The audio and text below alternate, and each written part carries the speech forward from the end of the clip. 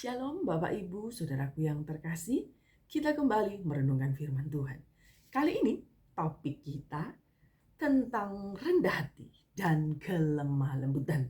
Sebelum mendengar khotbah sampai selesai, jangan lupa like dan subscribe. Tuhan Yesus memberkati. Bapak Ibu Saudaraku yang terkasih, yang kita bicarakan hari ini adalah tentang lemah lembut dan kerendahan hati. Tentu orang yang lemah lembut dan rendah hati yang paling sempurna di muka bumi ini adalah Tuhan Yesus. Maka kita akan belajar sama seperti Yesus dengan pertolongan Roh Kudus tentunya. Bapak, Ibu, Saudaraku yang terkasih, kita hidup di zaman yang mengabaikan, bahkan memandang rendah kelemah lembutan dan kerendahan hati. Kok bisa begitu? Ya, kedua sikap ini dianggap musuh dari kehormatan, musuh dari kekuatan. Kelemah lembutan disamakan dengan kelemahan dan ketidakberdayaan. Kerendahan hati diidentikan dengan kerendahan dan kehinaan. Ini yang dunia tanamkan. Maka kita menjadi orang-orang yang percaya kepada Yesus, jangan ikut dengan kondisi seperti ini ya. Bapak Ibu Saudaraku yang terkasih, semangat zaman yang bengkok yang mendorong banyak orang untuk mengejar kehebatan.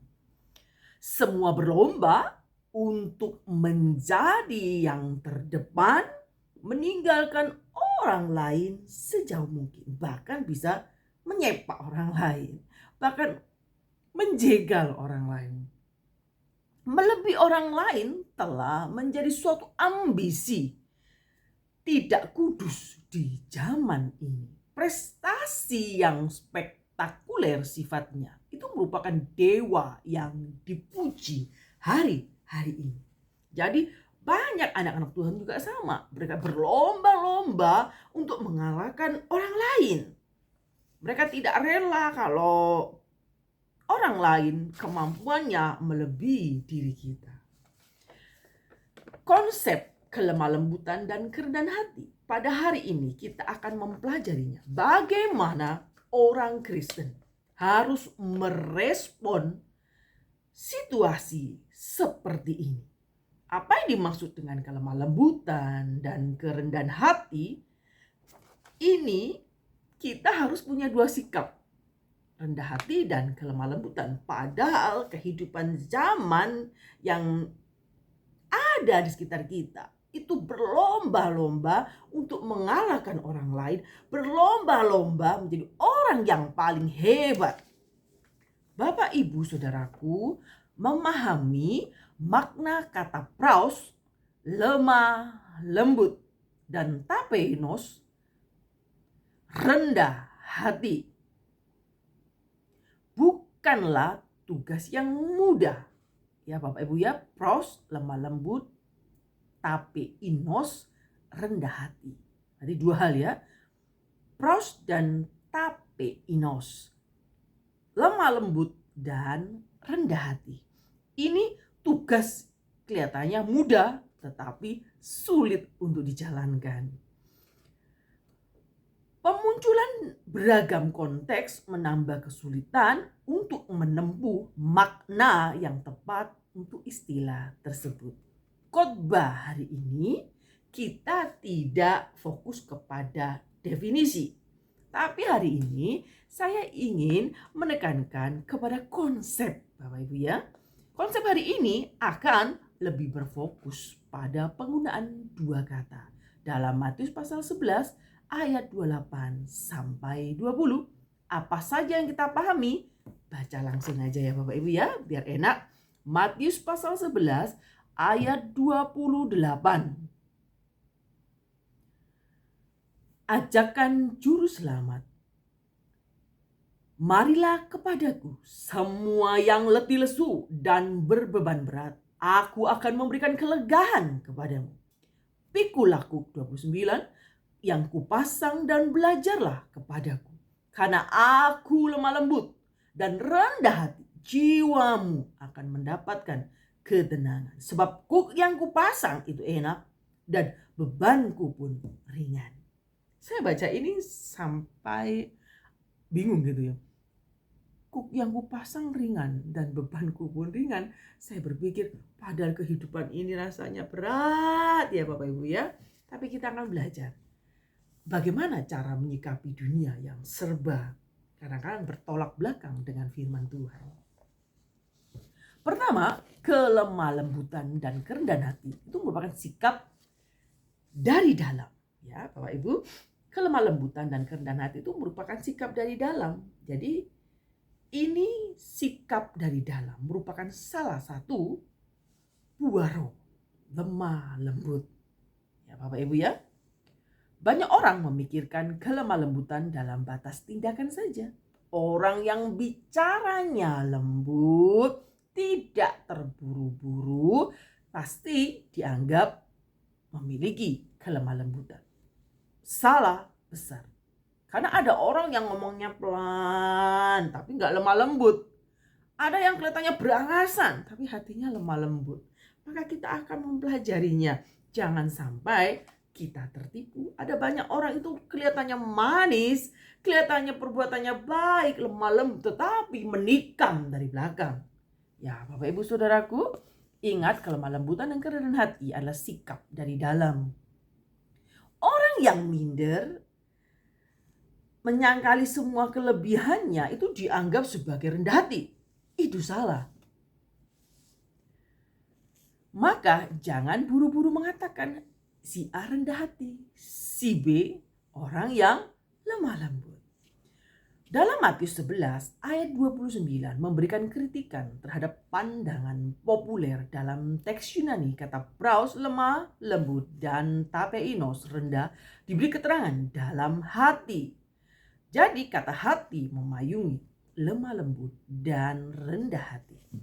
Bapak Ibu, saya ingatkan, kata hati memayungi lemah lembut dan rendah hati.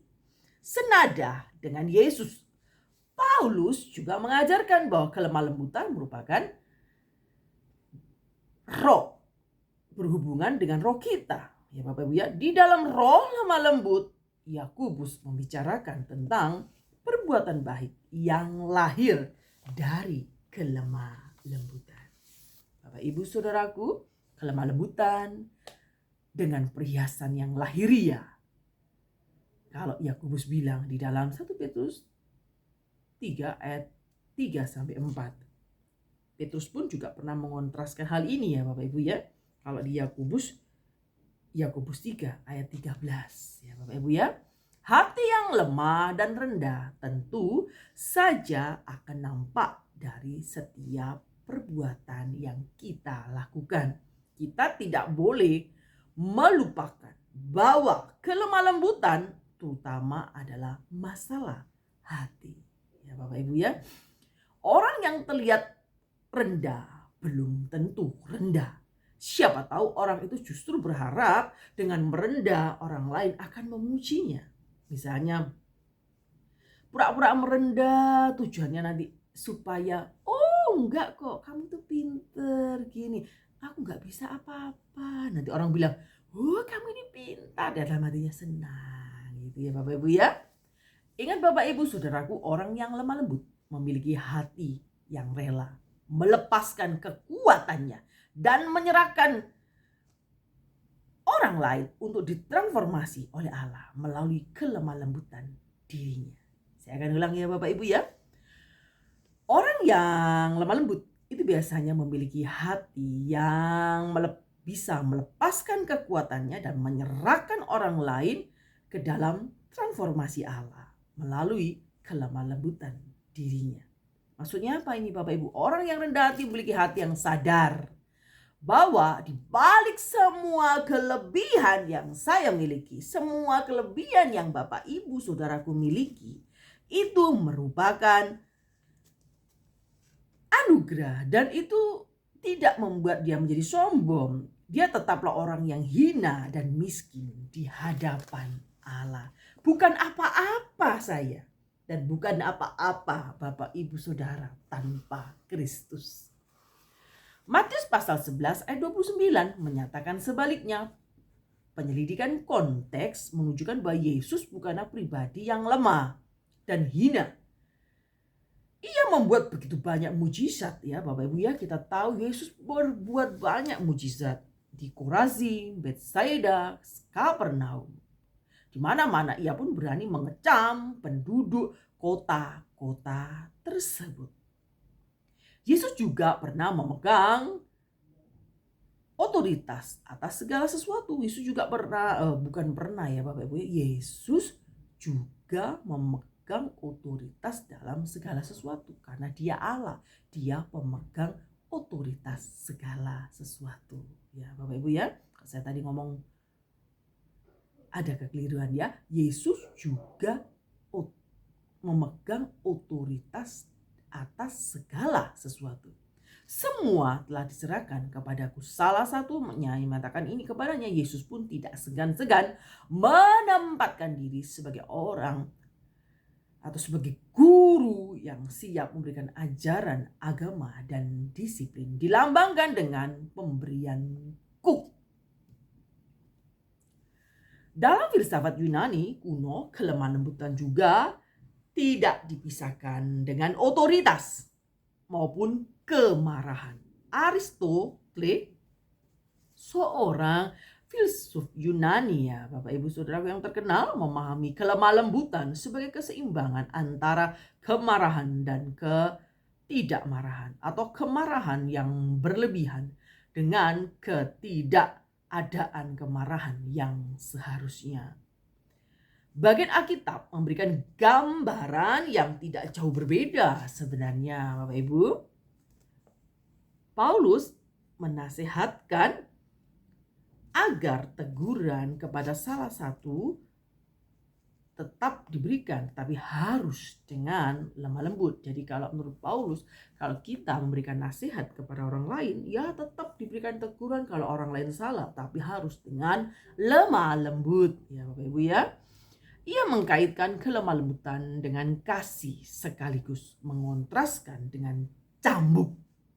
Bapak Ibu, saya akan ulang, mengkaitkan kelemah lembutan dengan kasih sekaligus mengontraskan dengan cambuk. Di tempat lain, kelemah lembutan dan kerendahan hati itu dihubungkan dengan kesabaran, pengendalian diri, keramahan, segala sesuatu yang manis dan berinteraksi dengan orang lain. Jadi orang lemah lembut itu tidak hanya kelihatannya lemah gemulai, tapi orang yang lemah lembut itu bisa memanage hatinya. Orang yang lemah lembut itu harus bisa membawa orang lain supaya diubahkan Allah melalui apa yang dia lakukan. Menjadi contoh. Ya Bapak Ibu Saudaraku, bagian Alkitab memberikan gambaran yang tidak jauh berbeda. Ya teguran ya memang kalau orang lain mengalami kesalahan yang fatal, kita harus memberikan teguran. Teguran yang nyata atau teguran yang pribadi sifatnya. Tetap harus ada dengan kasih. Ya Bapak Ibu, lemah lembut bukan berarti pembiaran. Lemah lembut bukan berarti membiarkan orang lain terjerumus. Lemah lembut dan rendah hati itu selalu berinteraksi sesuatu yang indah dengan orang lain. Berarti hati kita peduli dengan orang lain. Ketiga, kelemah lembutan dan kerendahan hati terwujud dalam kasih dan pengertian terhadap mereka yang hina. Jadi kalau anak-anak Tuhan tidak pernah peduli dengan rekan-rekannya yang tidak punya, rekan-rekannya dianggap hina oleh orang lain, ya berarti kita belum lemah lembut ya Bapak Ibu Saudaraku. Ucapan Yesus dalam Matius pasal 11 ayat 29 tidak bisa dipisahkan dari ajaran Farisi dan ahli Taurat. Mereka tergolong orang bijak, pandai berbicara duniawi, dan tidak mampu memahami pernyataan Allah di dalam Kristus Yesus. Ajaran mereka terlalu berbelit-belit ya Bapak Ibu ya. detail sekali, membuat orang letih lesu dan berbeban berat. Banyak tuntutannya Bapak Ibu. Dia di tengah situasi seperti inilah Yesus menawarkan pola ketaatan yang memberikan kelegaan.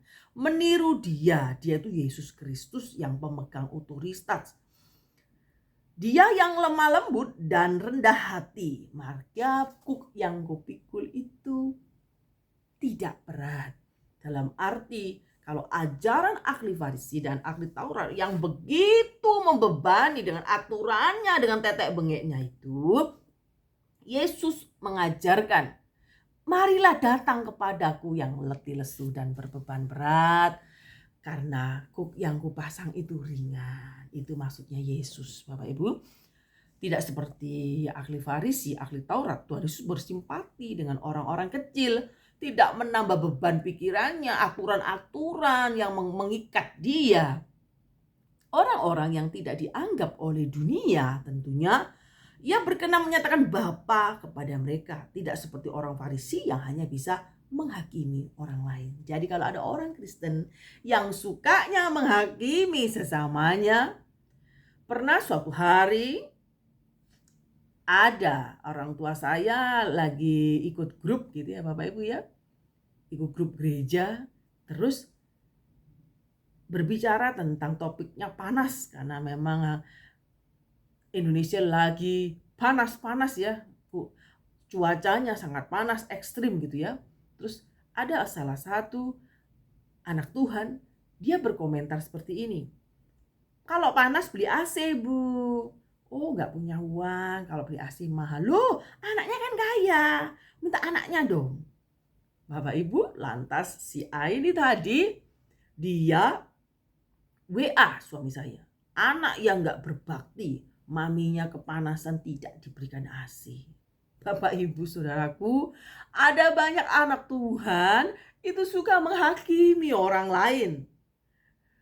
Saya berpikir kok bisa ya begitu ya. Saya berpikir saya aja di rumah gak pakai AC Bapak Ibu. Tapi dia menghakimi seperti itu, ternyata modusnya dia lagi jualan AC. Maka dia menyuruh mama saya untuk membeli AC. Nah, Bapak Ibu Saudaraku, ada banyak anak-anak Tuhan. Seharusnya bisa dipermudah, tapi dibuat sulit, Bapak Ibu. Jadilah anak-anak Tuhan yang tidak mudah menghakimi orang lain. Jadilah anak-anak Tuhan yang peduli dengan orang lain tanpa tendensi yang lain.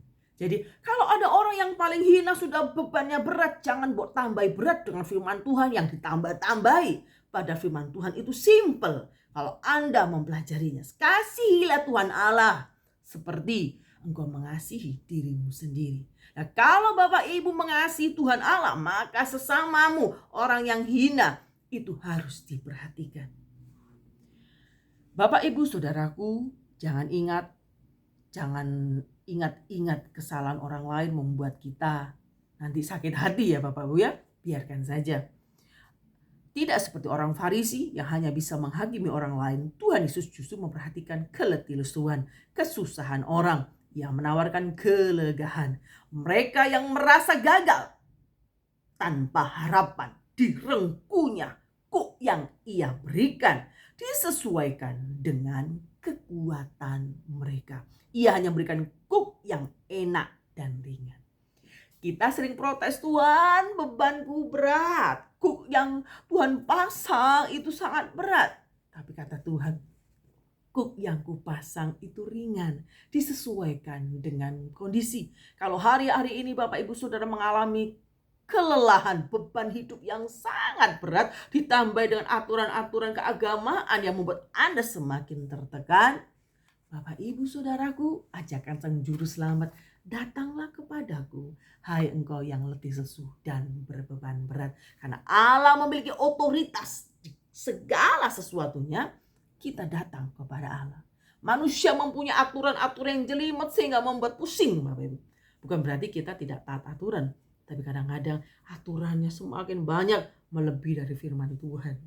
Bapak Ibu Saudaraku yang terkasih, ingat kita punya Allah yang peduli. Kita punya Allah yang mengasihi kita. Beban berat itu kita harus tanggung. Tapi ingatlah, Tuhan beserta kita. Mengetahui konsep tentang kelemah lembutan dan kerendahan hati memiliki dua sikap itu. Hal yang berbeda.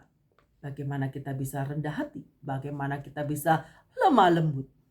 Bukan hanya menjelaskan definisi konsep dalam berbagai aspek, namun tidak memberikan contoh konkret.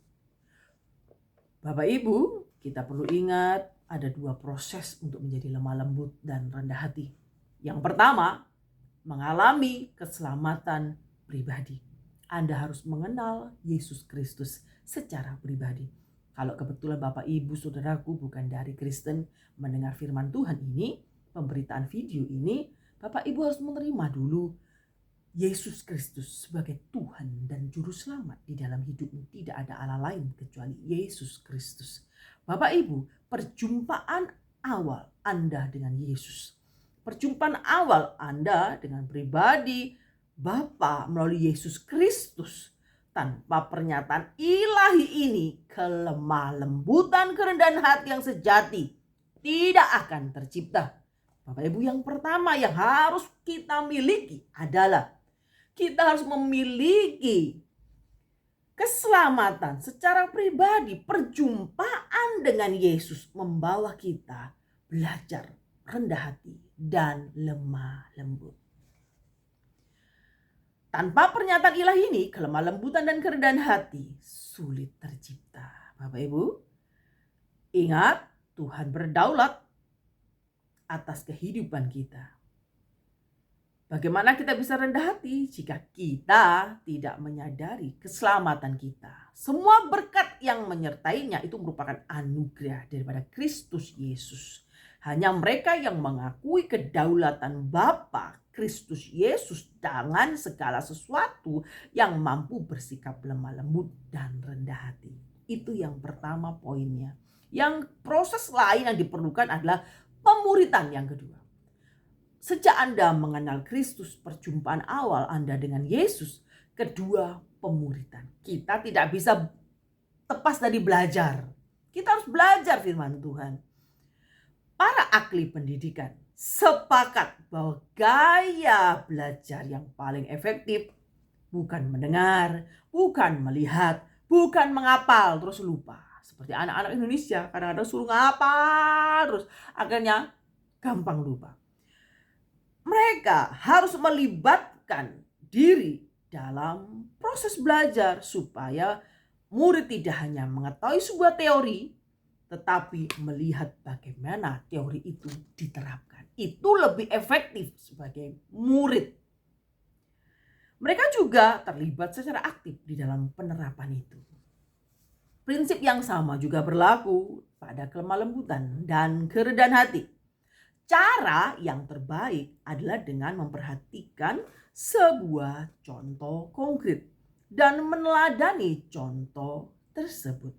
Yesus Kristus tidak hanya mengajarkan kelemah lembutan dan kerendahan hati melalui perkataan saja, melainkan juga seluruh hidupnya. Tak kala Paulus diserang dan dikecewakan oleh jemaat Korintus, ia menyingkapinya dengan kasih. Dia menyikapinya dengan kelemah lembutan. Ia memilih jalan terlihat lemah di mata orang lain. Ia memperingatkan jemaat dengan kelemah lembutan dan keramahan Kristus Yesus. Sebuah peniruan terhadap Yesus Kristus. Proses ini jelas saya katakan tidak mudah. Sama seperti Kristus itu tidak mudah, Bapak Ibu. Kadang-kadang hati kita bergemuruh saat orang lain merendahkan kita.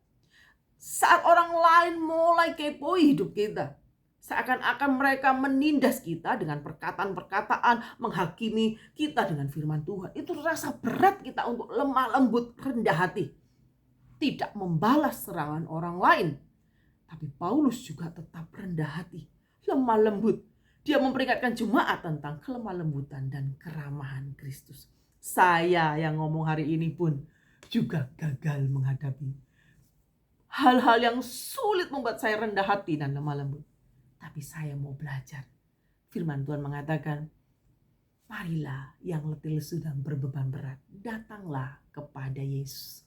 Bapak Ibu Saudaraku, kita semua orang yang sudah berjumpa dengan Yesus, kita memiliki keselamatan itu, maka kita harus mau menjadi murid. Murid itu harus belajar dari gurunya. Murid harus belajar sepanjang hari dengan gurunya, sehingga murid tahu apa yang dilakukan gurunya, sehingga gaya gurunya itu ditiru oleh muridnya. Bapak Ibu Saudaraku, kalau Bapak Ibu Saudaraku semuanya pelayan-pelayan Tuhan, maka Anda harus bisa mencerminkan Kristus dengan kelemah lembutan, kerendahan hati, sehingga anak didikmu, sehingga anak rohanimu bisa mengikuti karakter-karakter Kristus di dalam dirimu. Bapak Ibu Saudaraku, semua memang tidak mudah, jatuh bangun, tapi kita harus belajar, punya komitmen pemuritan di dalam hidup kita. Kita harus belajar firman Tuhan dari hari ke hari. Jangan pernah merasa dirinya hebat sehingga kalau ditegur marah, kalau diingatkan marah. Kita harus belajar lemah lembut dan rendah hati. Jangan mudah menghakimi orang. Sebagai sebuah peniruan terhadap Yesus Kristus, memang saya katakan sulit jatuh dan bangun ya Bapak Ibu ya. Tetapi kita perlu percaya, tidak perlu berkecil hati. Yesus memperhatikan orang-orang yang terpisah dari proses ini. Walaupun demikian kita tidak perlu berkecil hati. Ingat Bapak Ibu, orang-orang yang gagal tidak seperti orang Farisi, ahli Taurat yang siap memberikan hujatan dan penghakiman kepada orang lain. Kristus justru menawarkan ketenangan, kelegaan. Tiap kali kita gagal, kita bisa dengan leluasa datang kepada Yesus untuk dipulihkan dan disegarkan. Kita juga tidak boleh melupakan bahwa sebuah proses keterlibatan Roh Kudus yang berkuasa, kelemah lembutan adalah satu aspek dari buah roh.